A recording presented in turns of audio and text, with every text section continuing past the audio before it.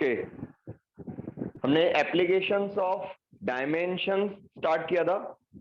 इसमें first application पढ़ा था हमने in detail, to verify the truth of given physical equation.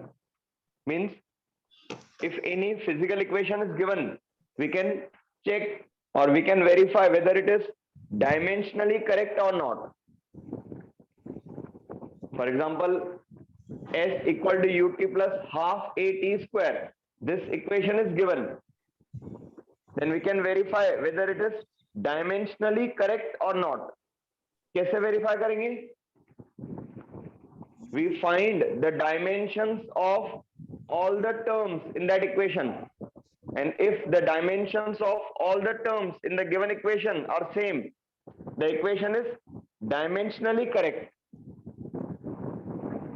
And if not, if the dimensions of all the terms are not same, then equation is dimensionally incorrect, and it is based on principle of the homogeneous dimensions.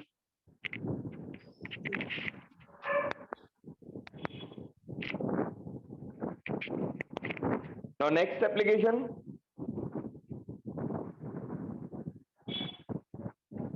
right? Next application क्या लिखा था heading next application का?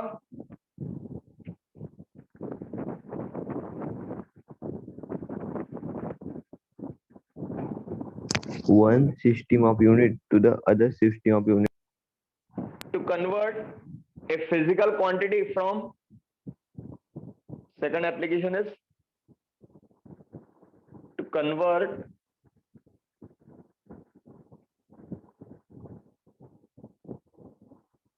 a physical quantity from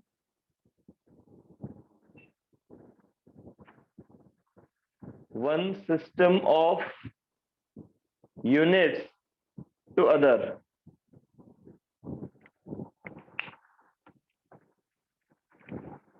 और इसको हम ऐसे भी लिख सकते हैं हम, to find the conversion factor between two units of the same quantity but in the different systems.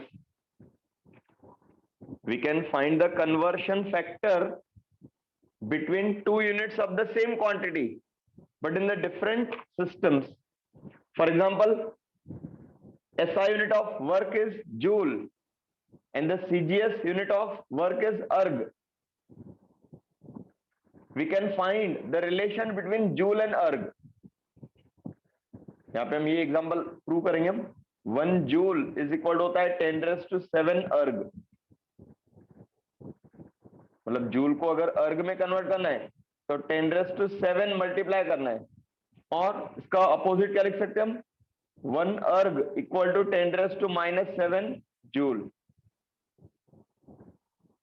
So this is the conversion factor between SI unit and CGS unit of work. तो ये conversion factor हम derive कर सकते हैं with the help of dimensions. अब कैसे derive करेंगे हम?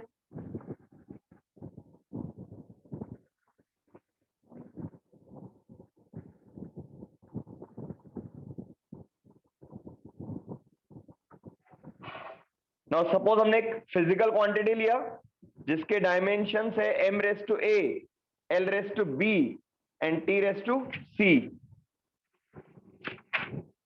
पहले हम यहाँ पे जनरल फॉर्म में लिखेंगे हम।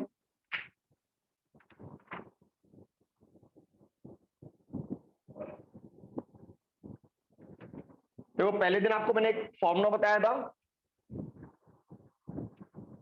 The magnitude of the physical quantity remain same what ever may be the system of the units. मतलब हमने ये फॉर्मूला लिखा था, since n1 u1 is equal to क्या आता है n2 u2, where n1 and n2 are the numerical values of given physical quantity and u1 and u2 are the units. Suppose कोई physical quantity है जिसका numerical value है n1 in the first system of units u1, and in the another system of units u2 numerical value is u2. तो n1 u1 equal to क्या आएगा n2 u2। Larger the unit smaller is the numerical value.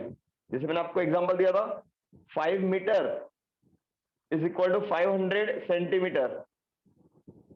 अगर हमने unit लिखा metre तो magnitude कितना आएगा 5, और अगर यूनिट सेंटीमीटर लिया तो magnitude of length will be 500 centimetre. अब ये न्यूमेरिकली दोनों सेम है बट सिस्टम ऑफ यूनिट्स अलग अलग है। एसआई यूनिट मीटर और सीजीएस यूनिट है सेंटीमीटर, और इसलिए मैग्नीट्यूड N1 N2 भी डिफरेंट मिलेंगे। Metre is the larger unit तो मैग्नीट्यूड क्या आएगा स्मॉलर, और सेंटीमीटर स्मॉलर यूनिट है तो करस्पॉन्डिंग वैल्यू जो रहेगा मैग्नीट्यूड ये लार्जर आएगा। तो N और U ये दोनों क्या होते हैं inversely proportional. Numerical value and the unit of the system या यूनिट ऑफ द क्वांटिटी ये दोनों इनवर्सली प्रोपोर्शनल है। Larger the unit smaller is the numerical value and vice versa. तो ये वाला प्रिंसिपल यहां पे यूज करेंगे हम। तो सपोज आपको एक फिजिकल क्वांटिटी का न्यूमेरिकल वैल्यू दिया है N1 और सिस्टम ऑफ यूनिट्स है U1 and we have to find the numerical value N2 in another system of units U2. Head on. Let suppose हमने लिया M1, L1 and T1 are the sizes of fundamental units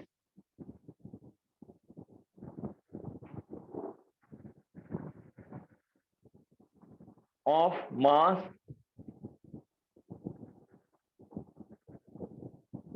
length and time in one system.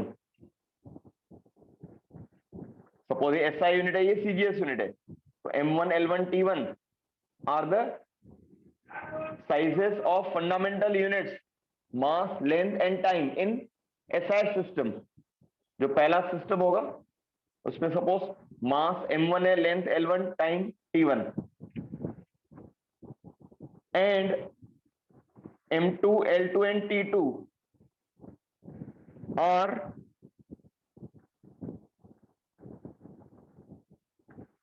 corresponding units in another system.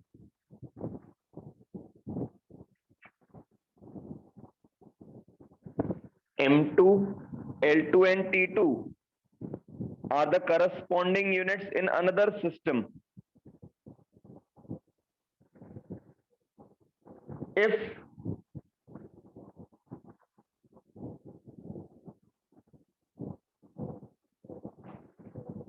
dimensional formula of given quantity is say m raised to a, L raised to power b and t raised to power c.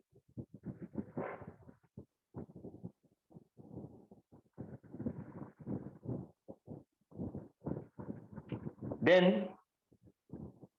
अब यहाँ पे देखो N1 U1 equal to क्या लिखा हमने N2 U2, तो U1 क्या आएगा in the first system unit क्या होगा M1 raised to power A, L1 raised to power B and T1 raised to power C.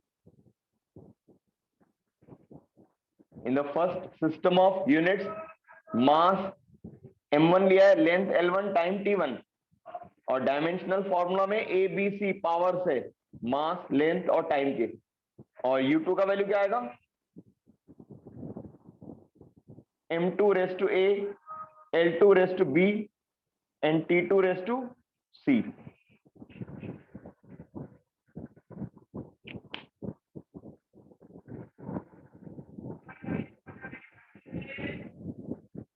अब ये वैल्यू पुट अप करो यहां पर N1 U1 equal to N2 U2. Let us call this equation as 1. Therefore,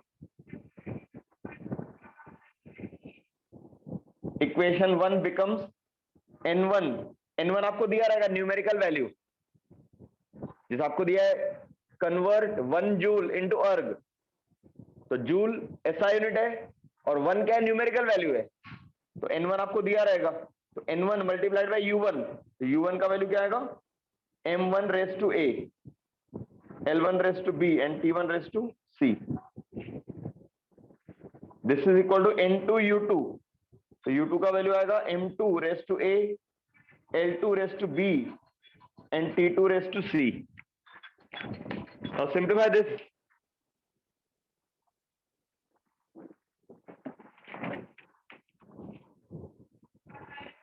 Now हमें find out करना है n2 numerical value in the second system. First system में आपको दिया रहेगा, तो n2 इक्वल टू क्या आएगा, इस n2 इक्वल टू आएगा, ये टर्म इस साइड में लेना है, मतलब n1 into m1 raised to a, l1 raised to b and t1 raised to c divided by m2 raised to a, l2 raised to b and t2 raised to c.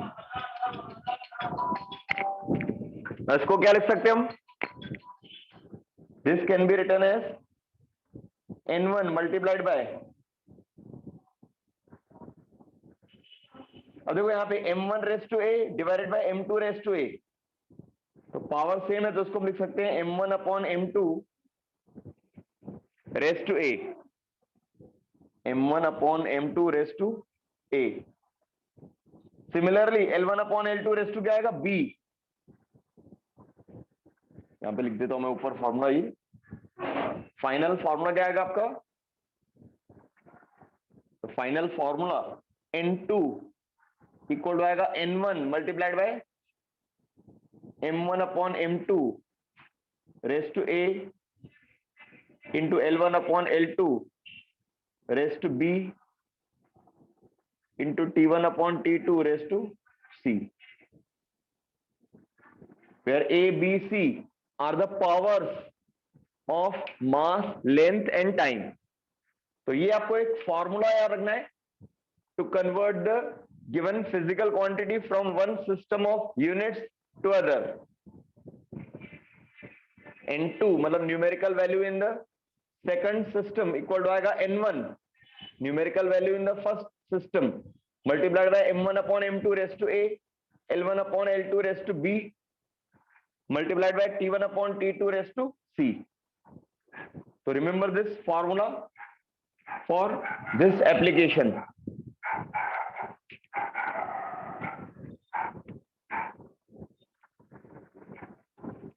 Yes, समझ में आया?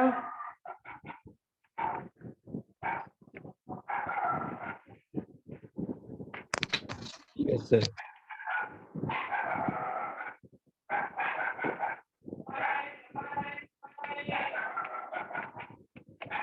इसको हम एक example से समझेंगे हम और क्लियर हो जाएगा आपका.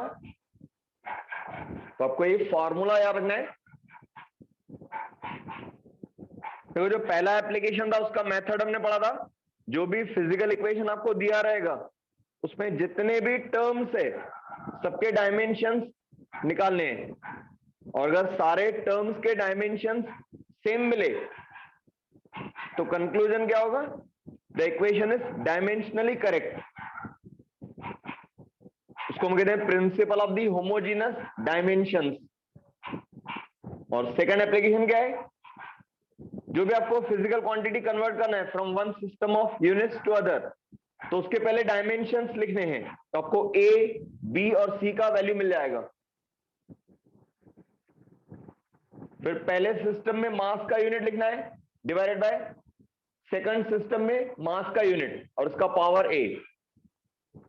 Similarly length in first system upon length in second system raised to power b, और time in first system upon time in second system raised to power c, और उसको n1 से मल्टीप्लाई कर दो आपको n2 मिल जाएगा. हो गया लिखना सबका? Yes sir. तो सपोज हमने एक एग्जांपल लिया to convert 1 joule into erg. Suppose आपको क्वेश्चन दिया है 1 joule equal to how many erg.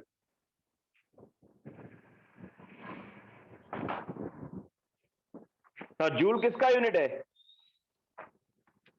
Joule is the unit of work. तो वर्क के डायमेंशंस आपको मालूम होने चाहिए. यहाँ पे Write down example. Let us convert, to convert 1 joule into erg. Now joule is the SI unit of work or energy, और erg is the CGS unit. Add on first, capital J लिखते हम. Joule is the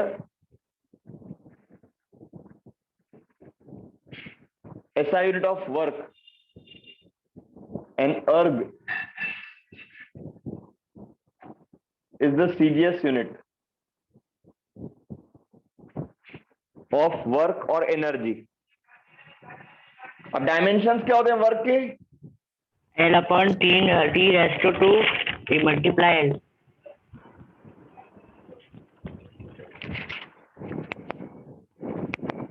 Dimensional formula of work.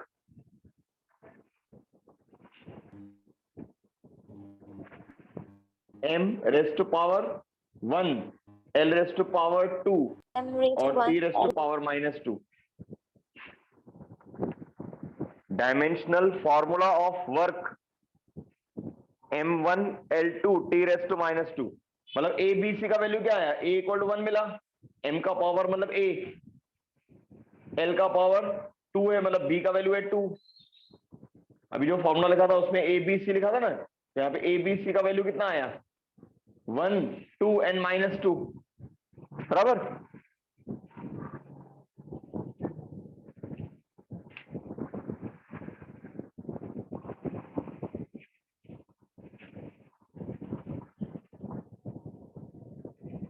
So joule is the SI unit of work, erg is the CGS unit, and we have to convert joule into erg.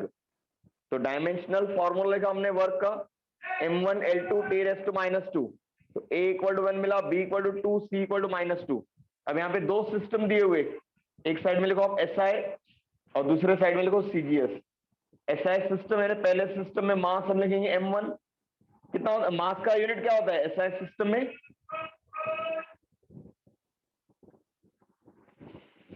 What is the SI unit of mass? kg. kg. तो M1 का value लिखना है 1 kg. देखो M1 क्या लिखा था हमने? Size of the fundamental unit of mass in SI system.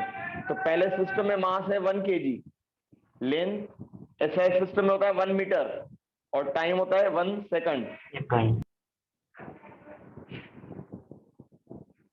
अब 1 kg को हम लिख सकते हैं 1000 ग्राम और 1 मीटर को 100 सेंटीमीटर, और सेकंड को सेकंड ही रहने दो. अब सीजीएस में मास क्या होता है? सीजीएस में मास किस में मेजर करते हैं हम? ग्राम में. तो सीजीएस यूनिट क्या होगा मास का? 1 ग्राम. यानी size of the CGS unit कितना होगा? 1 ग्राम. लेंथ का 1 सेंटीमीटर और टाइम का 1 सेकंड. तो दोनों सिस्टम में मास, लेंथ और टाइम का साइज लिखना है, यानी यूनिट लिखना है आपको. तो एसआई सिस्टम में मास होगा 1 kg मतलब 1000 ग्राम, लेंथ होगा 1 मीटर मतलब 100 सेंटीमीटर और टाइम होगा 1 सेकंड. और सीजीएस यूनिट्स में मास 1 ग्राम, लेंथ 1 सेंटीमीटर, टाइम 1 सेकंड. अब फॉर्मूला क्या लिखा था हमने? अब न्यूमेरिकल वैल्यू में दिया हुआ है पहले सिस्टम में 1 जूल, और अर्ग में कितना होगा ये में बताना है. 100 होगा, 1000 होगा, 1 लाख होगा. तो फॉर्मूला लिखा था हमने N2 = N1 multiplied by M1 upon M2 raised to power A, L1 upon L2 raised to power B into T1 upon T2 raised to power C. बराबर है. Now put the values. N1 numerical value in the first system, ये 1 joule दिया है तो 1 लिखना है numerical value. M1 upon M2, तो M1 कितना है 1000 ग्राम और M2 है 1 ग्राम. ये इसलिए हमने कन्वर्ट किया ताकि यूनिट्स कट हो जाए, ग्राम ग्राम. तो 1000 ग्राम डिवाइडेड बाय 1 ग्राम, और A का वैल्यू कितना है 1. L1 अपॉन L2, तो 100 सेंटीमीटर अपॉन 1 सेंटीमीटर, और उसका पावर कितना है b, दैट इज 2, और t1 भी 1 सेकंड है, t2 भी 1 सेकंड है, तो 1 सेकंड अपॉन 1 सेकंड, और उसका पावर है -2। ये स्टेप समझ में आया? जस्ट हमने वैल्यूज सब्स्टिट्यूट किए। अब इसको सॉल्व करना है। ये ग्राम और ये ग्राम कट हो जाएगा, सेंटीमीटर और ये सेंटीमीटर कट हो जाएगा, सेकंड सेकंड कट हो जाएगा। व्हाट रिमेन्स 1 इंटू 1000⁻1, और यहां पर आएगा 100 का स्क्वायर, और यहाँ पे 1 का पावर कितना भी 1 ही रहेगा, 1 का पावर -2 यानी 1/1 का स्क्वायर, तो 1 ही रहेगा। तो ये आएगा आपका 1 इंटू 1000, और 100 का स्क्वायर कितना होता है 100 इंटू 100,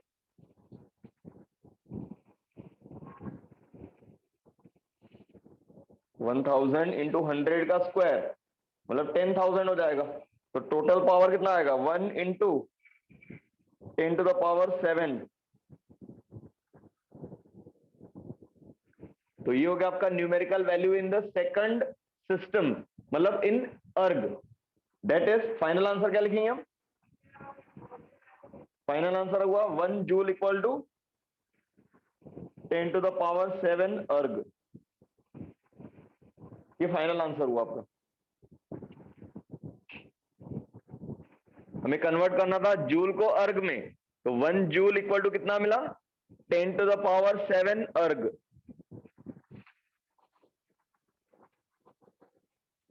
समझ में आया? Yes, sir.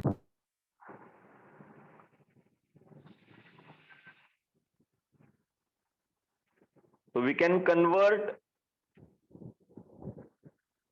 physical quantity from one system of units into other.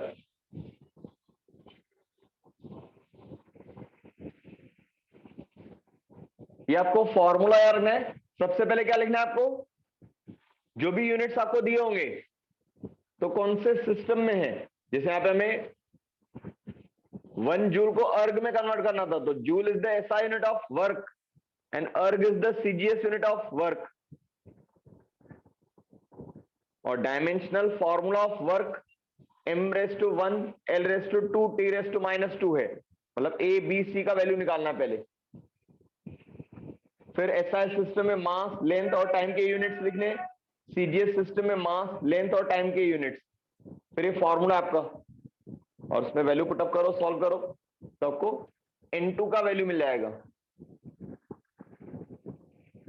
Yes, आया समझ में सबको? Sir yes sir. Yes, sir. अब सपोज आपको अगर दिया है कन्वर्ट न्यूटन इनटू डाइन, मतलब 1 newton equal to how many dynes, ये आपको दिया हुआ है क्वेश्चन। तो newton is the SI unit of force and dyne is the CGS unit of force, बराबर। न्यूटन क्या है? एसआई यूनिट ऑफ फोर्स, और dyne CGS unit of force. फिर डायमेंशनल फॉर्मूला लिखोगे आप फोर्स का, तो फोर्स का डायमेंशनल फॉर्मूला होता है m1 l1 t⁻²। केवल b का वैल्यू क्या आएगा 1 आएगा, और बाकी सब सेम रहेगा। एसआई यूनिट में मास लेंथ टाइम यही आएगा, सीजीएस यूनिट में मास लेंथ टाइम ये वाला सेम आएगा, टेबल फॉर्मूला भी सेम रहेगा। केवल यहाँ पे b का वैल्यू 1 है, तो 100 का स्क्वायर नहीं होगा, 100 ही होगा। तो 1000 इंटू 100 यानी फाइनल आंसर क्या आएगा 10⁻5, बराबर।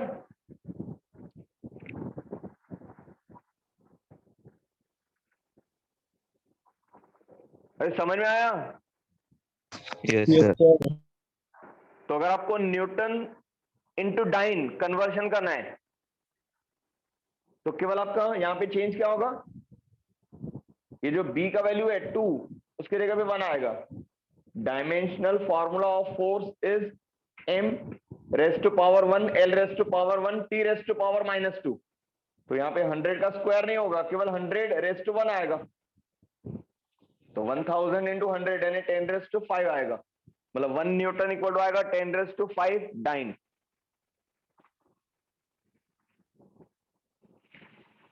ठीक है,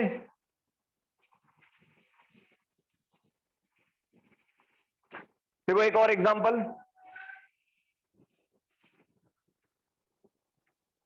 right. Next example, the density of mercury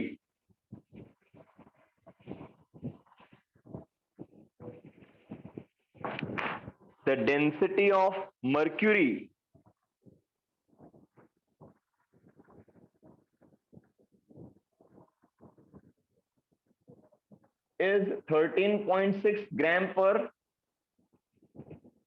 centimeter cube in CGS system.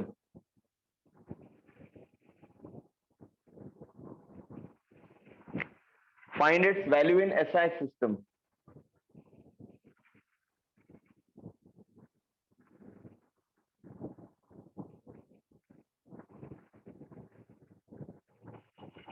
Write this problem. The density of mercury is 13.6 gram per centimeter cube in CGS system. Find its value in SI system.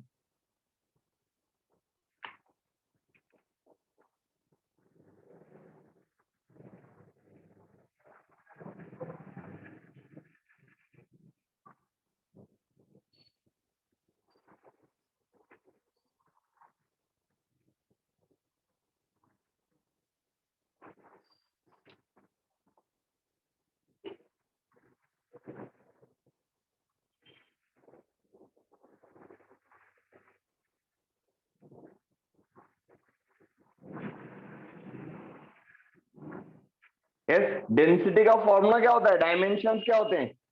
M1 LC T0 M1 L M raised to 1, L raised to -3, T raised to 0. L raised to -3 आएगा, because formula क्या होता है, मास upon volume. तो upon volume है, इसलिए L raised to power -3 हो जाएगा, बराबर।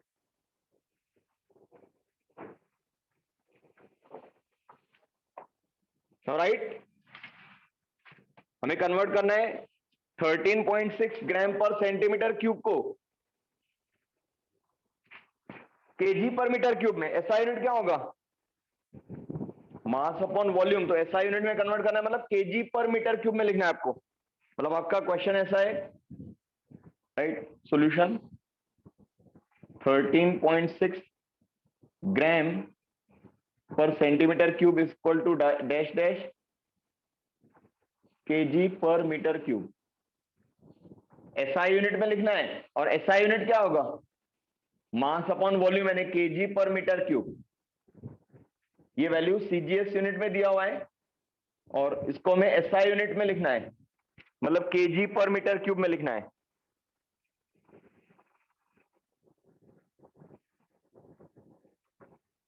अब सबसे पहले क्या लिखेंगे हम, डायमेंशनल फार्मूला, राइट।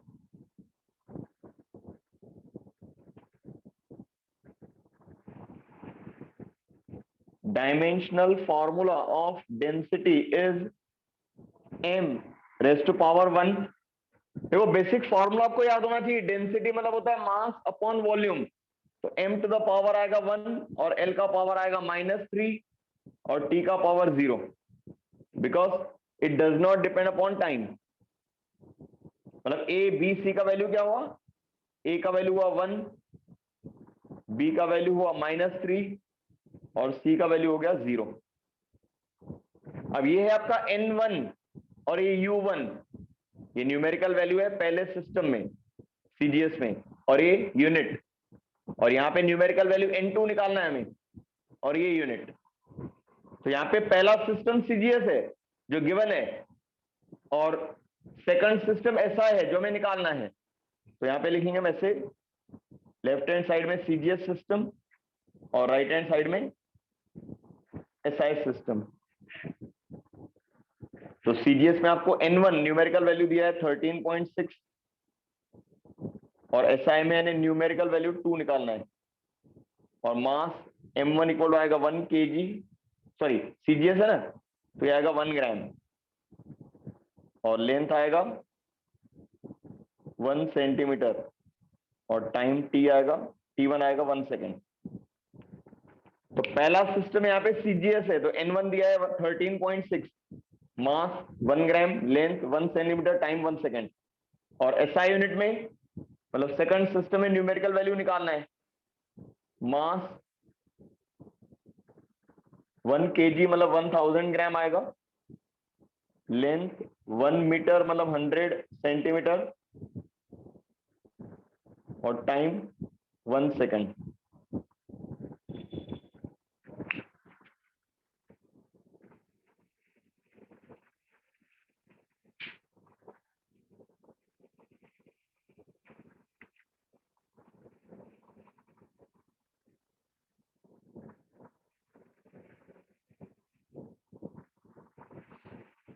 तो राइट द फॉर्मूला, क्या है formula?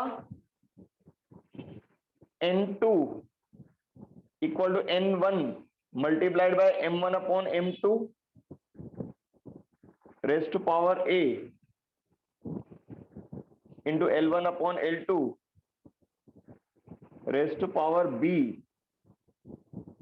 Into T1 upon T2 raised to power C।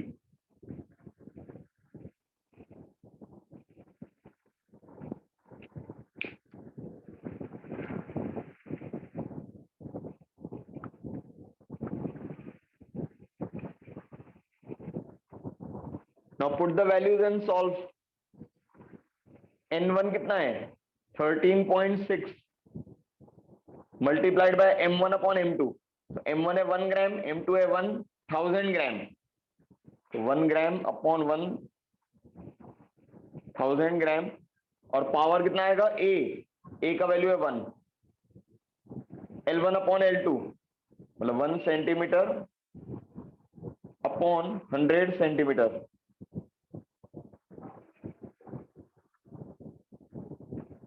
और उसका पावर है -3,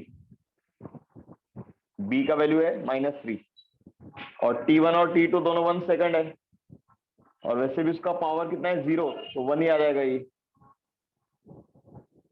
सॉल्व दिस, तो ग्राम ग्राम कट हो जाएगा, सेंटीमीटर सेंटीमीटर कट हो जाएगा, 1 सेकंड कट हो जाएगा, तो 1 का पावर 0 यानी 1 ही रहेगा ये। सॉल्व दिस, तो ये आएगा 13.6 इंटू 1 अपॉन 1000 और ये 1 अपॉन 100 रेज टू -3 है, इसको क्या लिख सकते हैं 1 अपॉन 100 रेज टू -3। अगर 100 ऊपर लिया तो पावर प्लस हो जाएगा ना,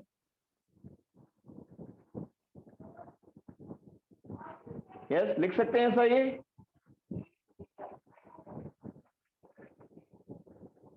वन अपॉन 100 रेज टू -3।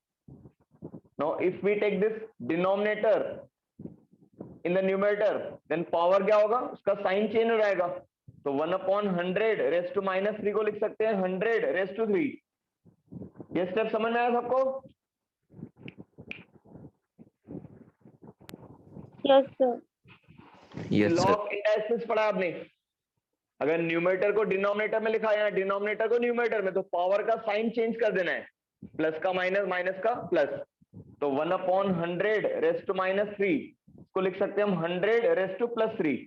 अब इसको सॉल्व करो, ये हो जाएगा आपका 13.6 इंटू 1 अपॉन 1000 और 100 रेज टू 3 मतलब कितना हुआ 100 इंटू 100 इंटू 100 3 बार आएगा, बराबर।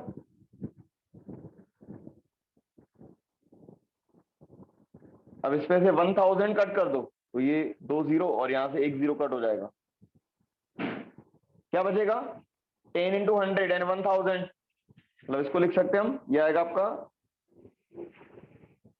13.6 into 10 raised to power 3, this is N2। 13.6 into 10⁻³ मतलब फाइनल आंसर कैसे लिखोगे आप? दैट इज, पूरा रिलेशन लिखना है आपको, दैट इज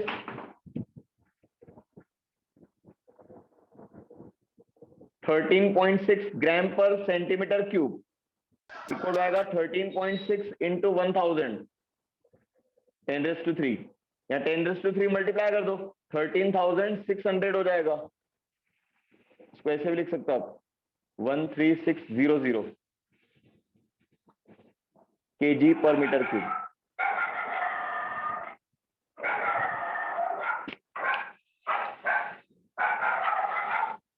यस, आया समझ में?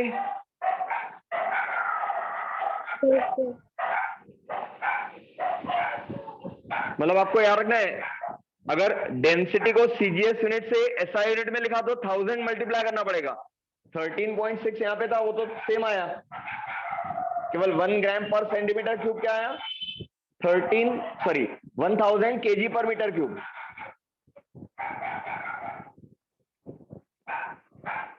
नाउ फॉर एग्जांपल आपको दिया है, if the density of water is 1 gram per ml, water की डेंसिटी होती है 1 ग्राम पर ml, ml मतलब सेंटीमीटर क्यूब, तो एसआई यूनिट में कितना होगा? Density of water is 1 gram per centimetre cube, then what will be its density in the SI unit? 1000 kilo 1000 KG per metre cube.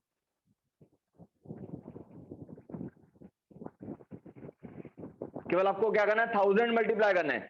Density of kerosene 0.8 gram per centimetre cube होता है। Density of kerosene is 0.8 gram per centimetre cube, तो SI unit में कितना होगा? 800 kilo. 800, 1000 multiply कर दो 0.8 into 1000, तो 800 आ जाएगा। तो प्रैक्टिकली आपको ये फिजिक्स में ये दो कांस्टेंट वैल्यू है, डेंसिटी ऑफ वाटर याद रखना है 1, लेकिन 1 याद रखना है किसमें है? सीजीएस सिस्टम में, ग्राम पर सेंटीमीटर क्यूब, और एसआई यूनिट में केजी पर मीटर क्यूब। अब यहां पे कौन सा यूनिट बड़ा है, एसआई यूनिट की सीजीएस यूनिट?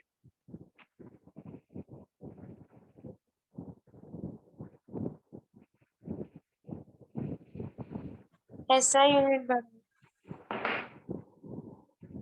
हमें मिल रहा है 1 gram per centimetre cube is equal to 1000 KG per metre cube. कौन सा यूनिट लार्जर है, सीजीएस की CGS एसआई? सीजीएस लार्जर है, क्योंकि अभी मैंने आपको बताया था N1 U1 equal to N2 U2।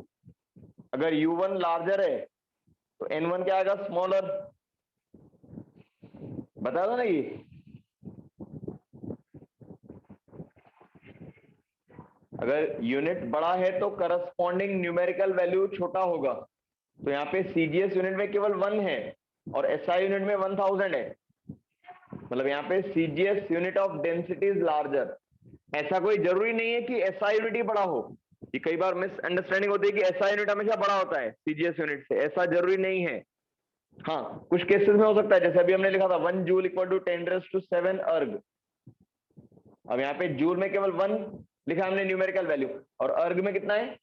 10⁻7 यानी 1 करोड़। तो joule is very larger unit than erg. या 1 न्यूटन इक्वल टू लिखा हमने 10⁻5 डाइन। ऑब्वियसली एसआई यूनिट यानी newton is larger than CGS unit यानी डाइन। लेकिन डेंसिटी के केस में उल्टा है, CGS unit is larger than SI unit, तभी तो सीजीएस यूनिट में 1 आ रहा है और एसआई यूनिट में न्यूमेरिकल वैल्यू 1000 हो रहा है। Got it? Yes sir. ऐसा। तो ऐसा जरूरी नहीं है कि हमेशा एसआई यूनिट ही बड़ा होता है, कई बार आप गलती कर देते हो, आपके एसआई यूनिट ही लार्जर ले लेते हो आप। डिपेंड करता है कौन सा क्वांटिटी दिया हुआ है और उसका डायमेंशनल फॉर्मूला क्या है। तो डेंसिटी में आ रखना है एसआई यूनिट इज स्मॉलर और सीजीएस यूनिट लार्जर है।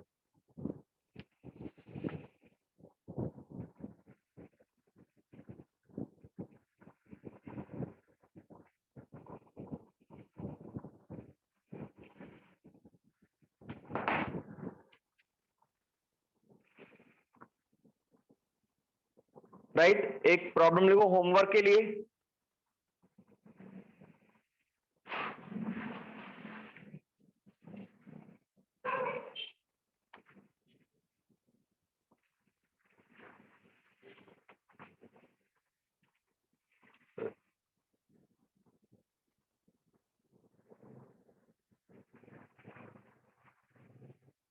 The value of capital G,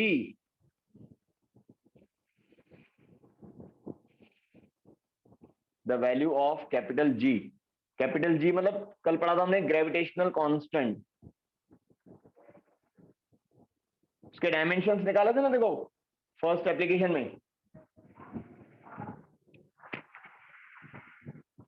the value of capital G मतलब gravitational constant in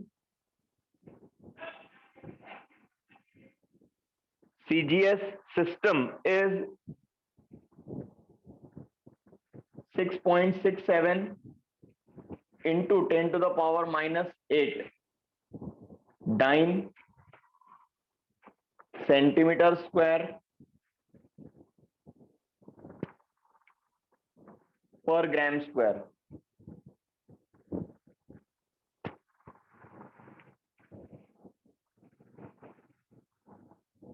Find its value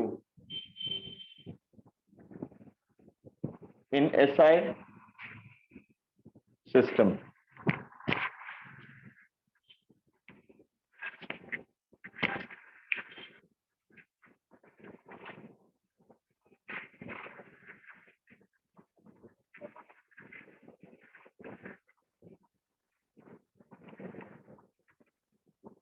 लिख लिया question? Yes, sir. Yes, sir. अब ग्रेविटेशनल कांस्टेंट के डायमेंशंस कल लिखे थे हमने। अब यहाँ पे मैं केवल हिंट बता देता हूं आपको क्या करना है, बाकी आप घर पे कंप्लीट कर लेना। अब कन्वर्ट करना है हमें value of capital G in the CGS system, मतलब 6.67 into 10 raise to power minus 8 dyne centimetre square पर ग्राम स्क्वायर। इसको कन्वर्ट करना है SI यूनिट में। अब SI यूनिट क्या होगा इसका? डाइन की जगह पे आएगा न्यूटन, सेंटीमीटर स्क्वायर की जगह पे आएगा मीटर स्क्वायर, पर ग्राम स्क्वायर की जगह पे किलोग्राम स्क्वायर। ये होगा इसका SI यूनिट। तो ये वैल्यू आपको निकालना है। Right, 6.67 into 10 to the power minus 8 dyne centimetre square पर gram square equal to question mark, या how many newton metre square पर केजी स्क्वायर। अब डायमेंशनल फॉर्मूला कल निकाला था हमने, कैपिटल G का डायमेंशनल फॉर्मूला क्या था? m-1 L3 T-2 m-1 L cube 3 L3 और T रेज़ टू -2।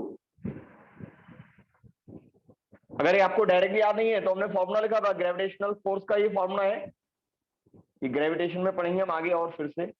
ये फॉर्मूला आपका F equal to G m1 m2 upon r square होता है, where m1 m2 are the mass of the two bodies, r is the distance between them. तो capital G का formula क्या बनेगा? F इधर लेना है, r स्क्वायर इधर लेना है, तो F r square upon m1 m2।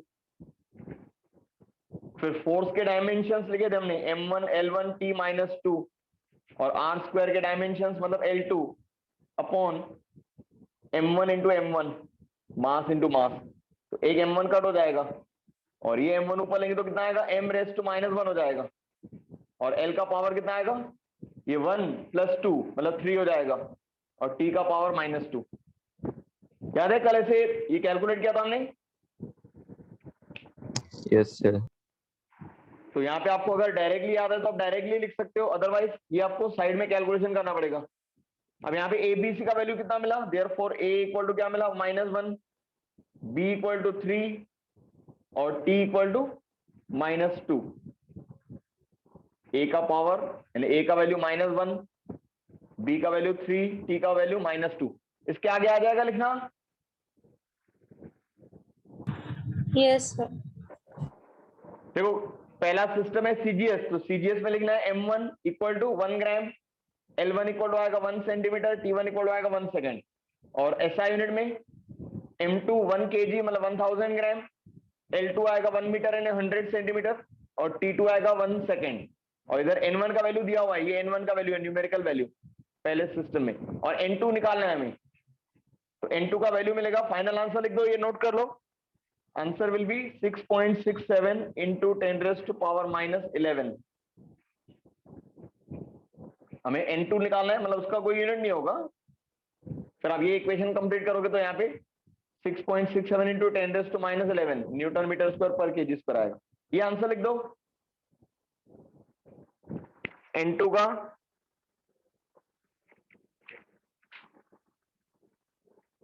और फाइनली ये स्टेप में वापस लिखना है वैल्यू।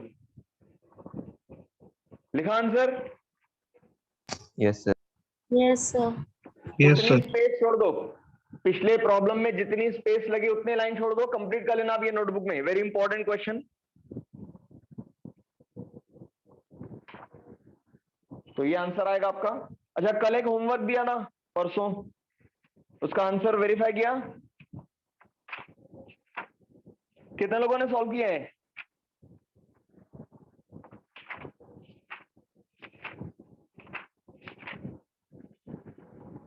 यस, परसों एक क्वेश्चन दिया था ना लास्ट में, होमवर्क।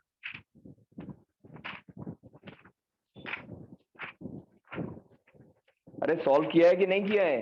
Raise your hand. जिन्होंने सॉल्व किया हाथ ऊपर करो, रेज हैंड का ऑप्शन है, उस पर टच करो। किसने भी सॉल्व नहीं किया है?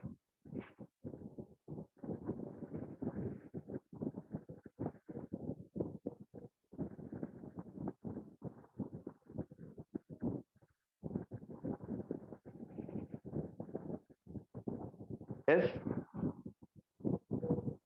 प्रिया?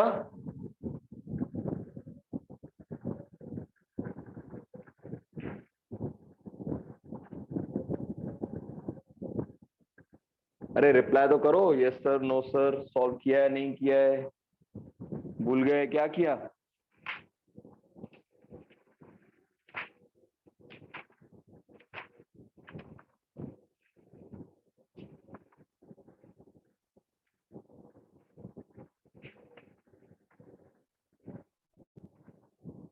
क्या आवाज आ रही है मेरी?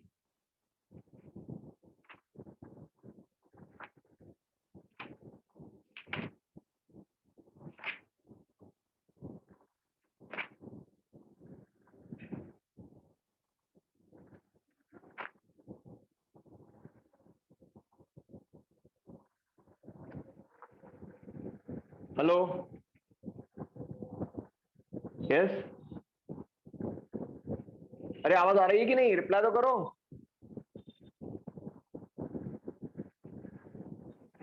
Yes, sir. प्रॉब्लम सॉल्व नहीं किया है? परसों एक प्रॉब्लम दिया था ना,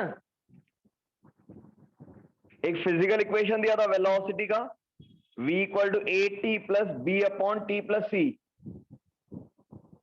किसने भी कंप्लीट नहीं किया है?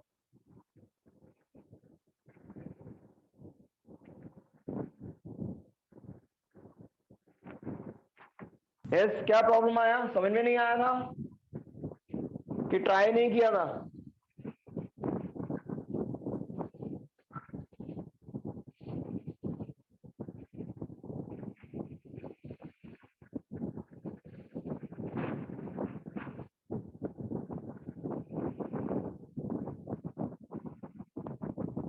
ठीक है, हम कल कंटिन्यू करेंगे।